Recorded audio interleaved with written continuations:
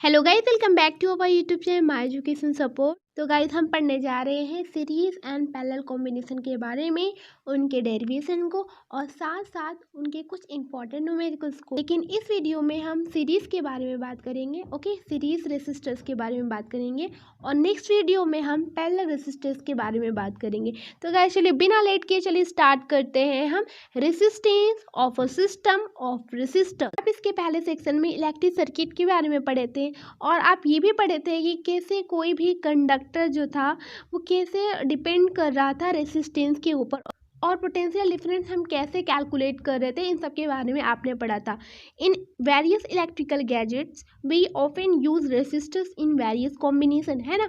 आप जानते होंगे कि बहुत सारे गैजेट्स इलेक्ट्रिक के जिसमें आप रेसिस्टर्स को कई सारे कॉम्बिनेशन में यूज़ करते हैं, सीरीज में या फिर पैरेलल में। We now therefore intend to see how Ohm's law can be applied to combination of resistors.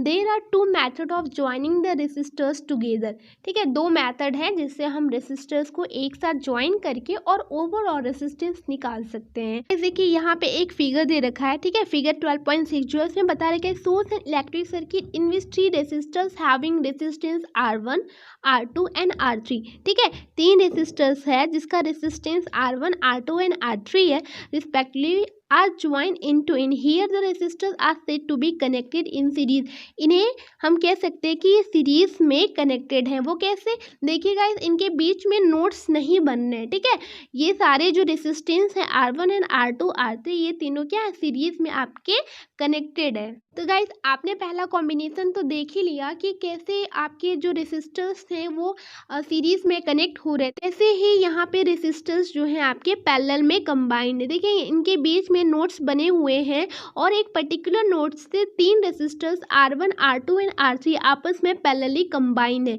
तो गाइज अब आप आसानी से आइडेंटिफाई कर सकते हैं कि कोई भी रेसिस्टर्स कैसे सीरीज में कंबाइन है और कैसे पैरेलल में कंबाइन है। तो गाइज यहाँ तक तो बस आइडेंटिफिकेशन था। चलिए अब हम डिटेल में पढ़ते हैं कि जो सीरीज में रेसिस्टर्स होते हैं उनका जो डेरिवेशन है वो कैसे करते हैं और इक्विवेलेंट फॉर्म में कैसे हम रेसिस्टेंस को निकालते हैं। Resistors in series, what happen in the value of current when a number of resistors are connected in series in a circuit। Current की क्या स्थिति होगी, क्या वैल्यू होगी अगर जो नंबर ऑफ रेसिस्टर्स जो हैं उनको सीरीज में हम कनेक्ट कर। What would be their equivalent resistance, उनका इक्विवेलेंट रेजिस्टेंस क्या होगा। Let us try to understand this with the help of the following activities. तो गाइज यहाँ पे एक्टिविटी एक दे रखी है, एक्टिविटी 12.4, उसमें बताया हुआ है कि अलग अलग रेसिस्टेंस 1, 2, 3 इन तीनों रेसिस्टेंस को क्या किया है, इसमें ऐड कर दिया है और बैटरी का जो वोल्टेज है वो 6 वोल्ट दे रखा है। इसके बाद उसने बताया कि plug the key note the ammeter reading, ammeter की रीडिंग को मेजर करो। वहां पे उसने एक एमीटर लगा रखा है। आपको पता है कि एमीटर आपका सीरीज में लगता है, तो एमीटर को हम सीरीज में लगाएंगे और साथ में हम 6 वोल्ट की बैटरी लगाएंगे और इसके बाद की को हम क्या करेंगे कि ऑन करेंगे। जब हम की को ऑन कर रहे हैं अपनी तरफ से तो एमीटर की रीडिंग मेजर करेंगे कि अलग अलग रेसिस्टेंस का कितना करंट है और ओवरऑल सर्किट का कितना करंट है। Okay, change the position of ammeter to anywhere, वही बात बोल रहा है कि अलग अलग जगह पे एमीटर को रखें रेसिस्टर्स के बीच में और उनकी रीडिंग को मेजर करें। Do you find any change in the value of current through the ammeter. तो क्या आप करंट में कोई ऐसा चेंज पा रहे हैं जब हम एमीटर को अलग अलग रेसिस्टेंस की जगह रख रहे हैं, तो करंट में कोई चेंजिंग मिल रही है क्या, ये सब आपको करके देखना होगा। आगे हम डेरिवेशन को बहुत अच्छे से समझेंगे। तो गाइज आप ऑब्जर्व करेंगे कि value of the current in the ammeter is the same, है ना, यानी कि एमीटर का जो करंट है ना, एमीटर करंट को मेजर कर रहा है तो वो वैल्यू उसकी सेम है independent of its position in the electric circuit. Position पे डिपेंड नहीं कर रहा। It means that in a series combination of resistor the current is same in every part of the circuit और the same current through each resistor. इसका मतलब ये हुआ कि सीरीज कॉम्बिनेशन में जो करंट होता है ना वो पूरा सेम होता है। ओके, पोजीशन पे डिपेंड नहीं करता है, वो पूरे सर्किट के लिए भी वही करंट होता है जो हर रेसिस्टर्स के लिए वो करंट होता है। एक्टिविटी 12.5, तो गाइज इसको हम बहुत अच्छे से समझते हैं और हम सीरीज कॉम्बिनेशन का डेरिवेशन भी करते हैं।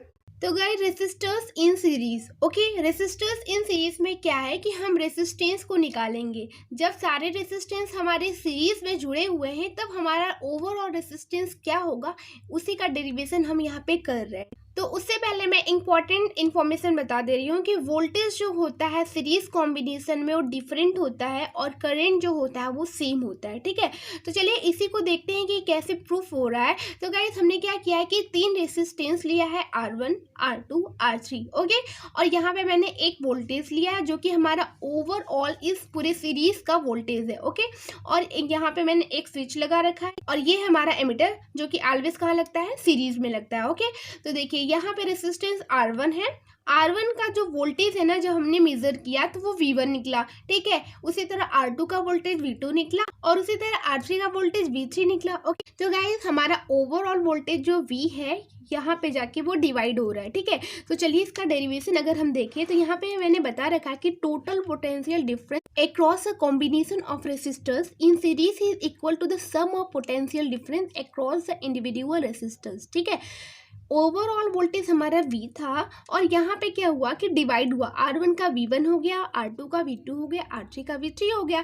तो हमने क्या किया कि ओवरऑल वोल्टेज जो V है वो डिवाइड हुआ V1, V2 और V3 में। इसको मैंने इक्वेशन फर्स्ट मान लिया, ओके। अब क्या करेंगे कि हमें पता है कि ओम्स लॉ के अकॉर्डिंग क्या होता है, V is equal to IR होता है, ठीक है। तो जैसे V is equal to V1 यहाँ पे और V2 और V3 था, तो V1 के लिए अगर हम देखें, अगर हम इसको V1 को V इज इक्वल टू जब हमारा IR हो रहा है तो अगर हम V को V1 करें तो हमारा क्या चेंज हो रहा है, रेसिस्टेंस यहाँ पे चेंज हो रहा है और करंट हमने पहले ही बता दिया कि सेम होगा। तो करंट को हम सेम रहने देते हैं और रेसिस्टेंस हमारा R1 हो जाएगा, उसी तरह V2 IR2 हो जाएगा, V3 is equal to IR3 हो जाएगा। तो हमारा इक्वेशन जो ये 3, 4 एंड 5 मिला और साथ में सेकेंड जो मिला, अगर हम इन चारों इक्वेशन को इस पहले इक्वेशन में रखें तो हमारा क्या हो जाएगा, देखिए V इक्वल टू IR है तो यहाँ पे IR लिखिए। इसके बाद हमारा V1 है तो V1 IR1, V2 IR2, V3 IR3, ठीक है।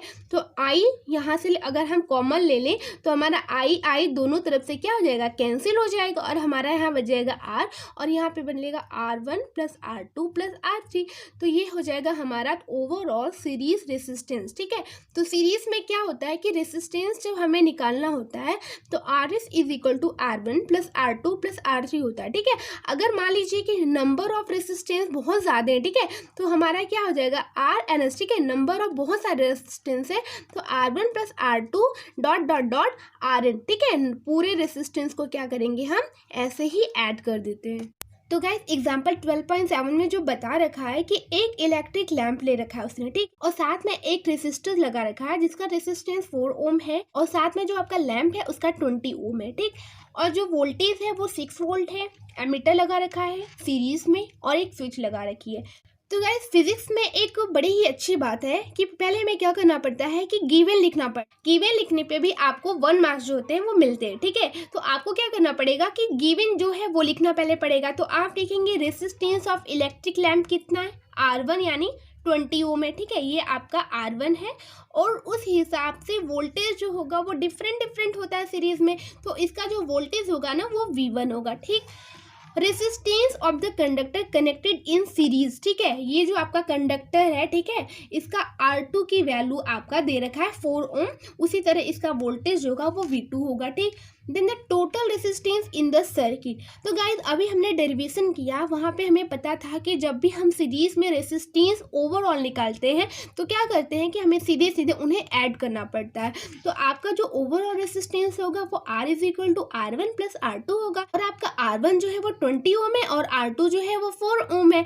तो जब आपका ओवरऑल रेसिस्टेंस RS निकलेगा तो आएगा आपका 24 ओम, ओके। तो ये रहा आपका आंसर ए, ठीक है। आंसर ए आपका हो गया है और आंसर बी क्या आपको करना है कि करंट थ्रू द सर्किट, यानी कि इस पूरे सर्किट के थ्रू आपको करंट पता करना है।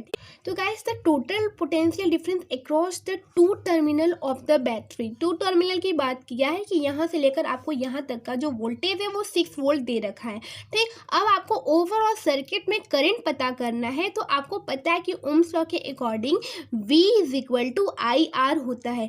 V दिया है, R दिया है, आपको आई पता करना है, तो I is equal to V by R हो जाएगा। और आर एस यानी कि ओवरऑल रेसिस्टेंस लिखना पड़ेगा, क्योंकि आपको पूरे सर्किट में करंट पता करना है, ठीक है।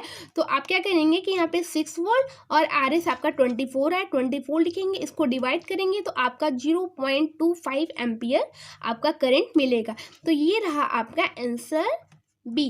तो अब आपको पता करना है कि potential difference across the electric lamp and conductor, दोनों के अक्रॉस आपको पोटेंशियल डिफरेंस पता करना है, जो कि आपका ऑप्शन सी क्वेश्चन पूछा हुआ है। तो गाइस आप लिखेंगे now applying Ohm's law to the electric lamp and the conductor separate. तो देखिए गाइस यहाँ पे V1 आपका लैंप का है और जो आपका V2 है वो आपका है कंडक्टर में रेसिस्टेंस। तो V1 आप जब निकालेंगे जो कि आपका लैंप का वोल्टेज है, तो V1 is equal to I R1 होगा, क्योंकि आपको पता है कि सीरीज में जो वोल्टेज होता है वो डिफरेंट होता है, अलग अलग रेसिस्टेंस का, ठीक है। तो V1 इज इक्वल टू हो जाएगा आपका आई R1, और R1 आपका जो था वो था 20 ओम, तो 20 ओम, सॉरी मैंने इधर उधर लिख लिया है, ठीक है। R1 जो होगा वो होगा आपका 20 ओम, आई जो है आपका 0.25 एम्पियर, जो कि आपका ओवरऑल सर्किट का करंट है। ओके, तो जब आप इसका मल्टीप्लाई करेंगे तो आपका जो वोल्टेज निकलेगा लैम्प का वो आएगा 5 वोल्ट। ओके, उसी तरह आप जो होगा कंडक्टर का, जब आप पोटेंशियल डिफरेंस निकालेंगे यानी V2 निकालेंगे, तो ये हो जाएगा आपका V2 is equal to I R2, और R2 की वैल्यू जो है वो है आपकी 4 ओम, और I की वैल्यू आपने निकाला 0.25 एम्पियर। तो जब आप इसका मल्टीप्लाई करेंगे तो V2 यानी कि आपका 1 वोल्ट निकल जाएगा। और गाइस ये रहा आपका कंडक्टर का वोल्टेज। ओके, और आपका ये आंसर सी भी कंप्लीट हुआ।